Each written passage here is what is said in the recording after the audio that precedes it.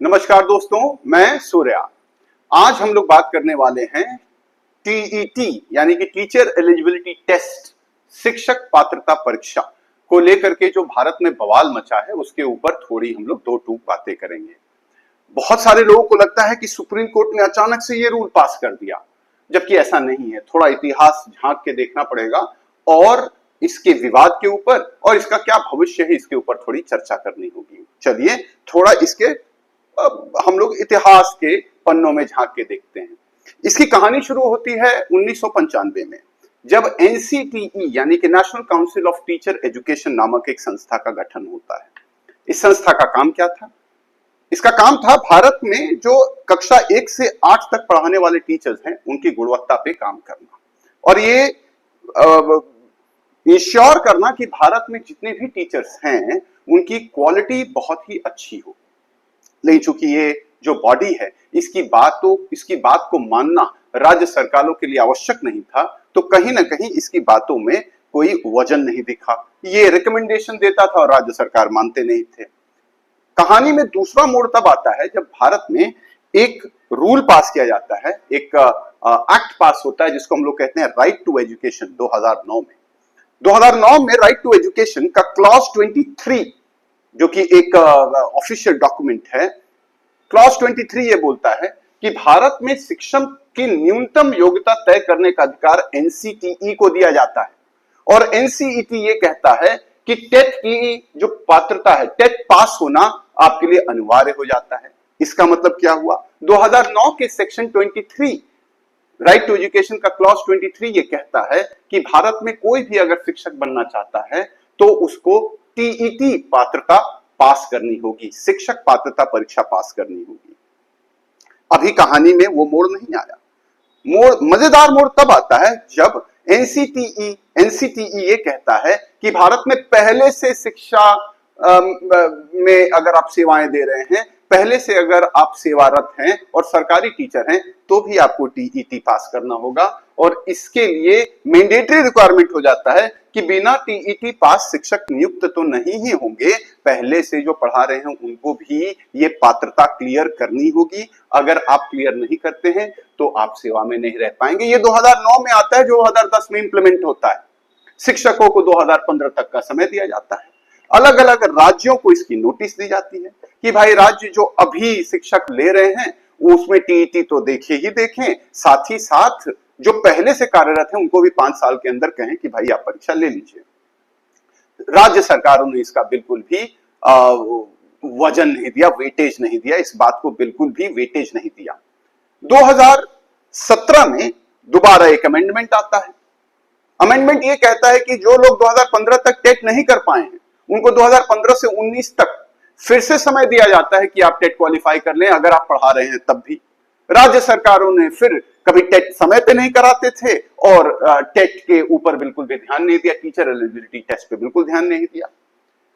ऐसा नहीं था कि शिक्षकों को मौका नहीं दिया गया, शिक्षकों को टेट पास करने का अवसर दिया गया।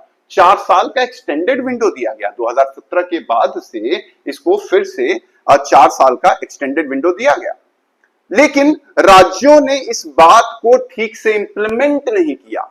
राज्यों ने इस बात को कंपलसरी नहीं किया कि भाई आप शिक्षक हैं तो आप जरूर इसका एग्जाम दीजिए।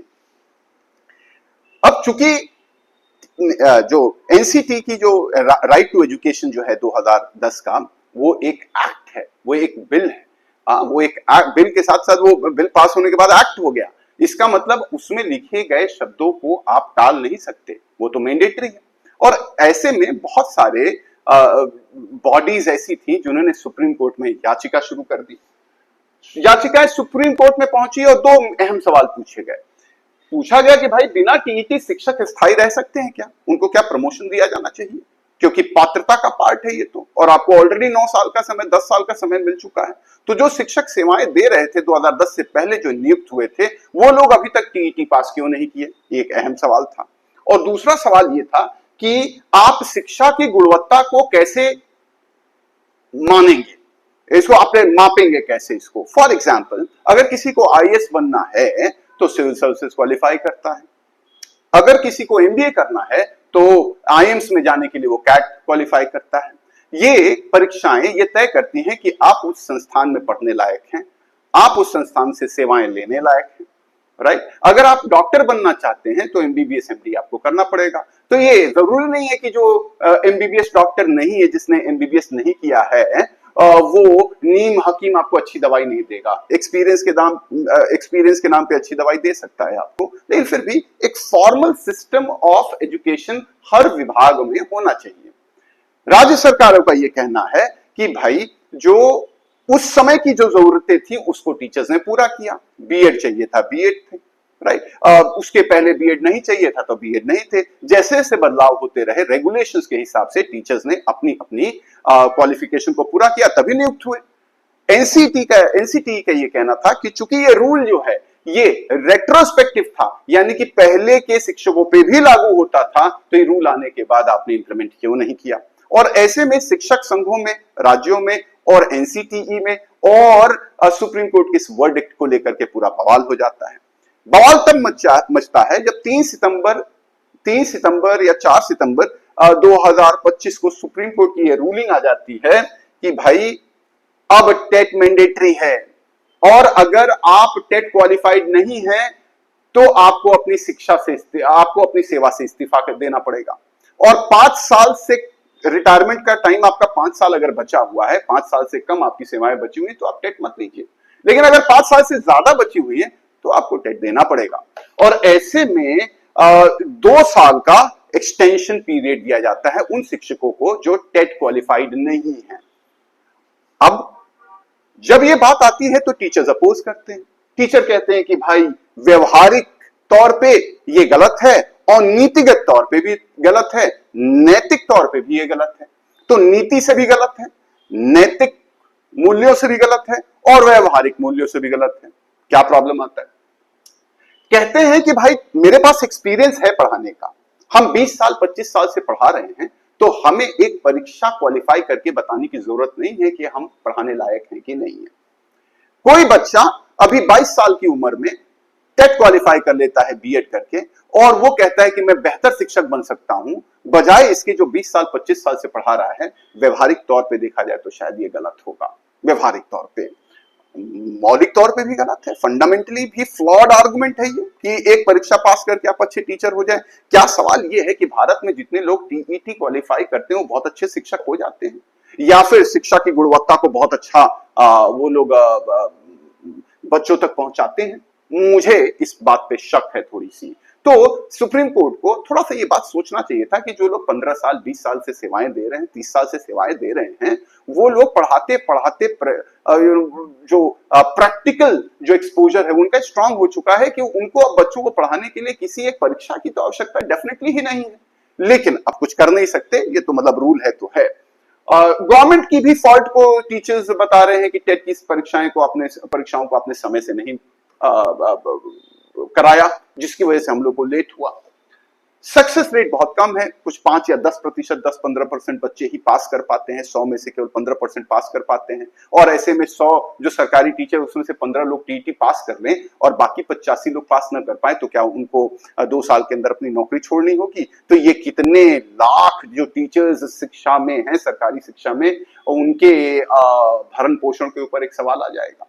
ठीक है, आगे क्या टीचर्स ने किया? आगे टीचर्स ने बहुत ज्यादा प्रोटेस्ट किया, डेमोन्स्ट्रेशंस किए। आज लखनऊ में बहुत सारे टीचर्स जमा हुए हैं जो ये प्रोटेस्ट कर रहे हैं कि भाई ये टीईटी वाला जो फैसला है सुप्रीम कोर्ट का बदला जाए। राज्यों से मदद मांग रहे हैं। चीफ मिनिस्टर योगी आदित्यनाथ जी उत्तर प्रदेश के जो हैं, उन्होंने अभी ये रूलिंग दी है, मतलब ये बात बोली है कि हम लोग एक रिव्यू पिटिशन डालेंगे, कहां पे? सुप्रीम कोर्ट में, और हम लोग सुप्रीम कोर्ट से कहेंगे कि भाई ये गलत है, इसको बदला जाए, है ना। पॉलिटिकल सपोर्ट मांगा जा रहा है, लेकिन मुझे नहीं लगता इससे बहुत कुछ होने वाला है। लेकिन हाँ, टीचर्स को डूबते को तिनके का सहारा, है ना। आगे देखते हैं प्रैक्टिकल प्रॉब्लम्स क्या है। स्केल ऑफ इंपैक्ट आप इमेजिन करिए, 1.5 लाख लोग हैं, 3 लाख लोग, 4 लाख लोग, 5 लाख लोग, 10 लाख लोग, लाखों की संख्या में सरकारी टीचर्स हैं, और ऐसे में कुछ 15% लोग पास करें और 85% लोग ना पास करें, तो बताइए जब उनको नौकरी छोड़नी होगी तो उन वैकेंसीज को सरकार अचानक से कैसे भरेगी?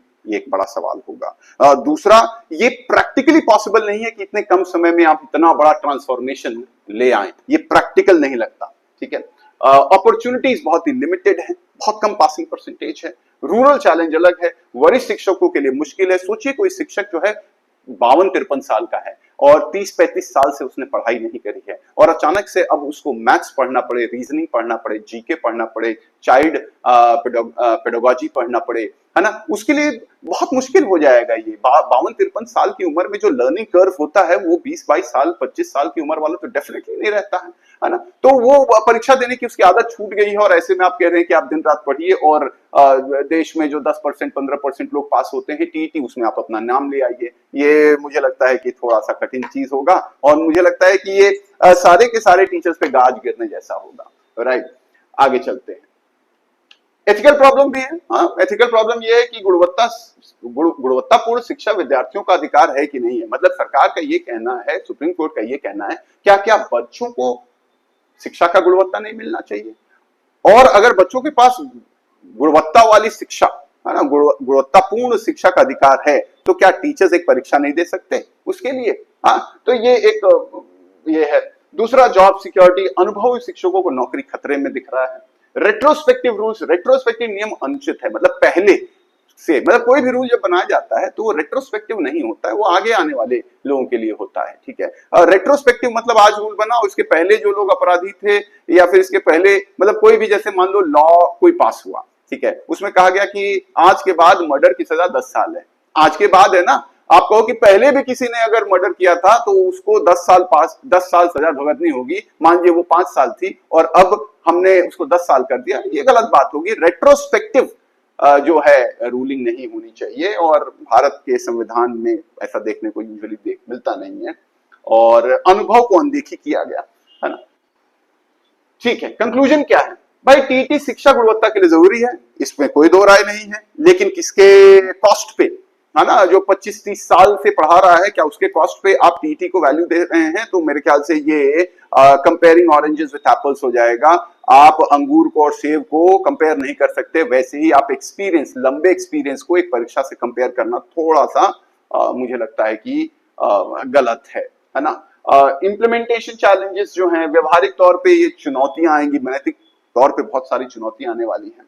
सरकार को क्या करना चाहिए? राज्य सरकारों को और केंद्र सरकार को ये बात देखनी चाहिए कि भाई सुप्रीम कोर्ट से थोड़ी और मोहलत मांगे और ये जो रूल बना है कि 55 साल से कम के उम्र के हैं और 2 साल के अंदर क्वालिफाई करने, इस पर थोड़ी लीनियंसी बरती जाए, थोड़ा और समय दिया जाए, थोड़ा और इनको छूट दी जाए या फिर कट ऑफ कम किया जाए। सीटेट को पास करने का अगर कट ऑफ 90 है, जो पहली बार ले रहे हैं या फिर फ्रेशर्स हैं, तो जो एक्सपीरियंस वाले लोग उनके लिए कम कर दीजिए, आप 40 कर दीजिए, 50 कर दीजिए। हाँ, आप टेस्ट लीजिए, कट ऑफ कम कर दीजिए ताकि उनको पढ़ाई करके इस परीक्षा को पास करने में बहुत ज्यादा चैलेंज ना आए।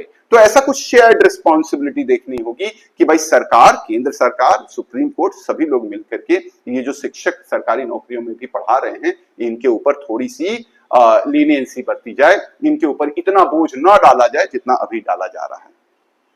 तीसरी बात, आगे आने वाले बच्चे जो टीचर्स की सीटेट की तैयारी करें, उनको क्या करना चाहिए भाई? उनको तो ये है कि आप अच्छे से मेहनत करें, अच्छी परीक्षा की तैयारी करें, चाइल्ड डेवलपमेंट पे थोड़ा ध्यान दें क्योंकि वो सबसे ज्यादा अटकने वाला सेक्शन है और हम लोग अपने इस चैनल पे बहुत सारे वीडियोस डालते रहेंगे। आप हमसे जुड़े रहिए और हमें दूसरों तक भी पहुंचाने का प्रयास करिए। राइट, जो सरकारी टीचर्स हैं उनके साथ हम लोग खड़े हैं। अगर आपको सीटेट क्वालिफाई या टेट क्वालिफाई करने में हमारी किसी भी तरीके की जरूरत हुई, आप हमें कृपया कमेंट करें, आप हमसे रीच आउट करें, है ना। हमारे यूट्यूब चैनल को फॉलो करें, हमारे फेसबुक को फॉलो करें और हमारी सहानुभूति और हमारा सपोर्ट आपके साथ है। Right, thank you so much. इस वीडियो को ज्यादा से ज्यादा लोगों तक पहुंचाने के कष्ट करें, कृपा करें। Thank you.